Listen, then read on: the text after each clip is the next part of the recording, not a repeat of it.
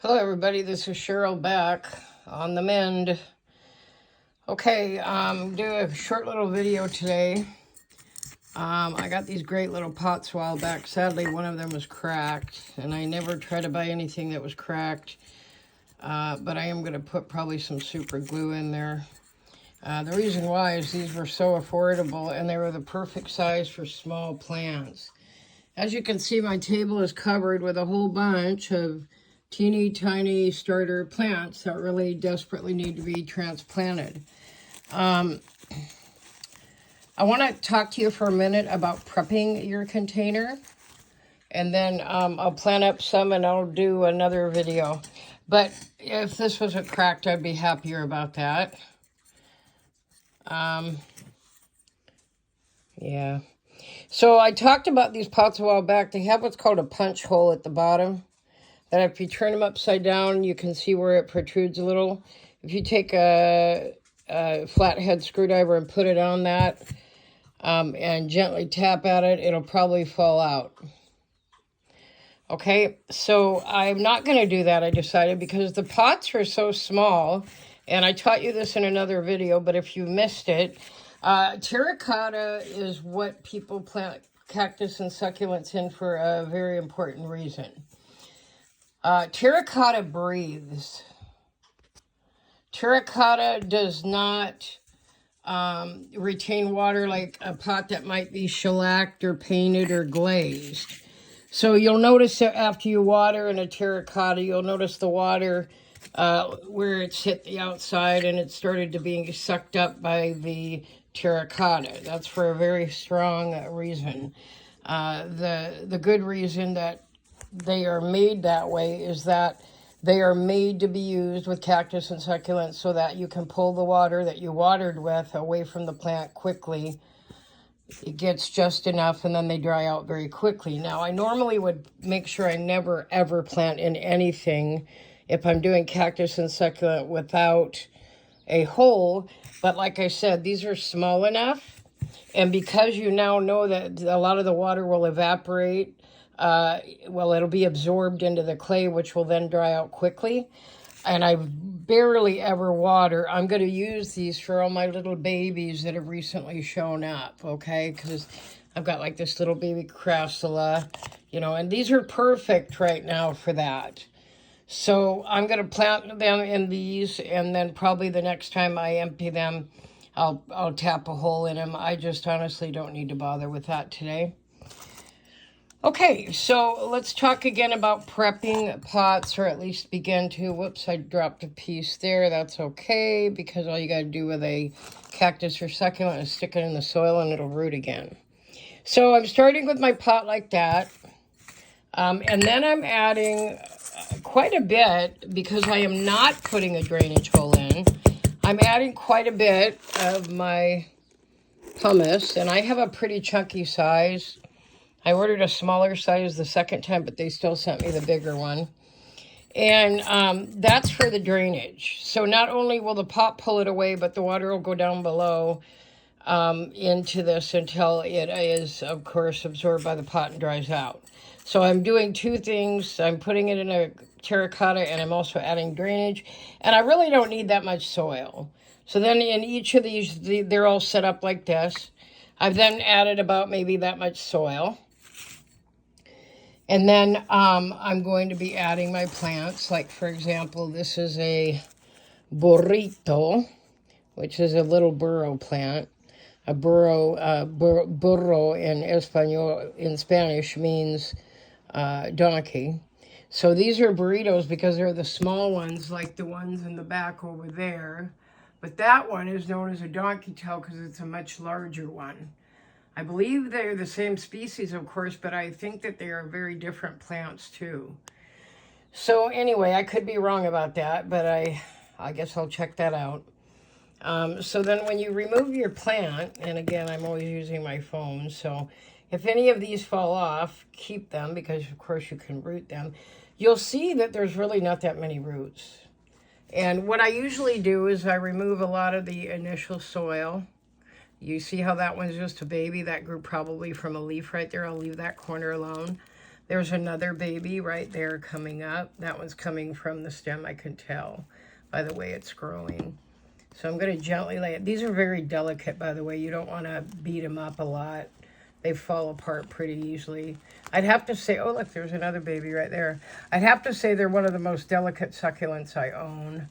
Next to that would have to be, I'm guessing my echeverias, which I have probably about 30 or 40 of. The ones that didn't die, I recently lost a few, which really made me quite sad. Okay, so I'm removing some of that soil. It's excellent soil. Notice that I'm adding it back into my soil mix. I don't want to lose, you know, any good soil ever. But you always want to put it in fresh. Plus, I don't need that much soil on it to go in the pot because I've got my cactus mix that I make. I need to do a video on that too, by the way. So there you go. Now you're starting to see the root system. Okay, all right. So I might remove a little bit more right there. Yeah. Okay, so now I've got about half the root system. You're gonna notice it doesn't go in very deep, and that's perfectly fine. So what I am gonna do is I'm gonna very gently just move the soil aside a little bit and make a dip. Get that guy on the outside there. Okay, and then I'm just going to take this plant and I'm going to sit it right in that dip. And that is really all there is to it, except for what we call the top dressing. Let me switch my phone here. There we go. The top dressing is what keeps the petals, or the leaves, sorry, away from the actual soil. It's like a little barrier. And that's really important because you don't want, with cactus and succulent, you don't want the leaves touching the soil, because that's when you're going to get rot. Especially if you overwater, you're for sure going to get rot. So again, that's the perfect size pot for that. Also, a note on pots, you don't, you know, some people buy something and then they put it in a pot that's way too large and think, well, it'll grow there forever. It'll just grow into the pot. Don't do that with cactus and succulents. Instead, what you want is you want to graduate the size of the pot, and you might plant and transplant the same plant, you know, 5 or 6 times in its lifetime that you have it, or more. It just really depends. But when they're happier, when they are in a container that is perfect for the size they are at when you plant them in it. Now, obviously, that's your difference there. You know, let me do this. That's your difference there. You can see the importance of moving into a bigger pot because it was not root bound, but you don't want to keep your stuff in plastic. Keep those for when you're doing starts, and always, if you can afford it, plant in terracotta. Okay, a quick note about substrates. This substrate, of course, like I already showed you, that's my pumice. I use that for drainage. I also sometimes use that for, as in these, my top dressing, but I don't really like it for my top dressing anymore. And in fact, it kind of washes out the color of the plant. That one I hated in there because that's such a light colored plant. And I also have too much. Those were two of the very first things that I was planting. And it takes practice and know-how. So over here, I also have like these big chunky rocks. Those are way too big. I have clay pebbles, that would be fine, but I have a pretty small plant. So I'm going to go with the smallest thing I have right now, which is this awesome lava that I buy. This is a lava rock mix. And there's also some crushed granite in here. And if I'm correct, I buy this, I'm pretty sure I bought this through Walmart.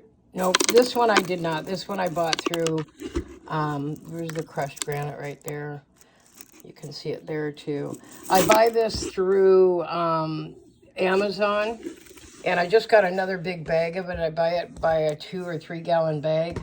And then one of my other things that I use for mixing, of course, is perlite, but I don't need that for a top dressing.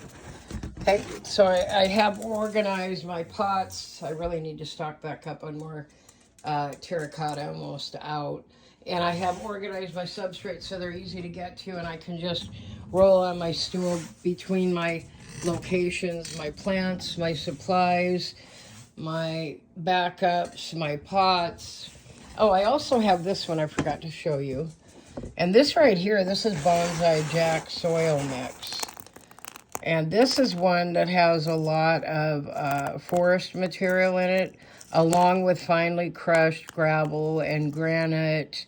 And there's a few other good things in there that are excellent for cactus and succulent. I'm not going to use that today, and I'm not going to use it for a top dressing. It's a little bit too much soil in there, okay? So they're out of stock right now. I get that at Walmart, a gallon at a time. It's spendy, but it's called Bonsai Jack Soil Mix, and it's well worth the money. It is incredible stuff, okay? And I would say that everything I read, people that do, what do they call that? It'll come to me in a moment. That plant like trees and then they trim them really small. I'm drawing a blank and I know you know what I'm talking about. Bonsai sized plants they continually work on over the years in pots. This is the soil that most of them swear by. Okay, so Bonsai Jack, and then I've got my top dressing here. I want to talk to you about my favorite tool in the whole world, and that's a simple looking little scoop. I bought this in a set of tools that included things like this for when you're planting, to make dimples in the soil and things like that. It came with all sorts of tools. It came with some tongs, you know, just a lot of things. And it's something that I use for everything. In fact, I'd like to have another one in case I ever lose it. I'll probably freak out. And it's the angle that's important.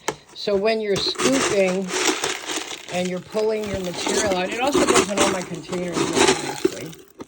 And you're scooping it out, you just gradually slide it into the plant, like so. And you control how much goes in to your plant.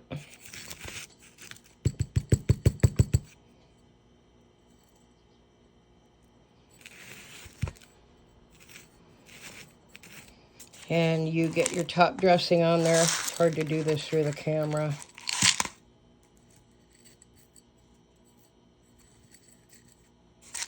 But you can see how it's very directed. You can control exactly where you want it to go. And this one needs to stand up. So I need to get some in there. I'm doing this one-handed. I'm getting good at this one-handed thing. I just really like using my phone. I don't want to go to the camcorder. It's too bulky. And it's just a lot more work to get a video up instead of pushing a few buttons, making a movie, and then uploading it to my YouTube channel. So I'm just going to add that. I'm not going to go overboard, and I don't want it to be heaping over the edges. That would be wasteful. So there's still some soil there if you look really close. You always want to cover the soil. And you're going to have to do a little pressing because, you know, where you're actually transplanting this plant. Sometimes you can fudge it a little to push it. My big thing is I want a plant as in the center as I could possibly get it. For many reasons. One, if it's a plant that like sprays out and it flares out, you want it equidistant from the edge so that all the leaves will grow the same. If you have it just one side, leaves on this side will tend to grow more, and these will drop over the edge. It'll be very not symmetrical, let's say. Okay, so that looks pretty good. I might add a few more here. Just a few more maybe in the middle. Okay, and then you want to tap very gently, especially if you have a delicate plant like the burro's tail. I need a few more there. Oops, see, got a little wild there, didn't I? Sure did. Okay, you want to tap so that it settles and it will hold your plant in place, and that is pretty much how you transplant a brand new succulent. Oh, he's so cute. I'm going to name this one George. Yeah, I don't name all my plants. Years and years ago I did when I first started growing them. Like my creeping Charlie, I called him Henry just to be facetious. So there you go. You've got your terracotta. You've got your drainage down here because there is no drainage hole. And that's pumice. And then you've got your cactus soil, and then you've got your top dressing. And those are all very important. Now, if you're planting in a big pot, I've shown this before in a video. If you're planting in a big pot, you're going to have a big drainage hole. Just a second, let me grab a big pot here. So here's a fairly big pot. Look at the size of that drainage hole. That is huge. And you're going to lose a bunch of your soil and everything out of there. So you always have to, you don't want to plug it because you need the drainage. You can buy screen. You can use old screen you have laying around. Never, ever, if you're a gardener or a plant person in any way, never throw screen away. You can always use it for something. And you're going to put it in the bottom so it covers the hole. Now, if your hole is extra large, you know, it will make a dip there. Okay, there you go. But I also like to put a piece of lace. Now, you don't have to do this, but I want to talk to you about lace. If you don't have screen, lace works beautifully.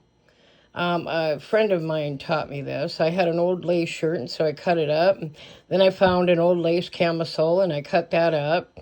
And then I had, this is actually from some really wide lace ribbon I had in my classroom I never used.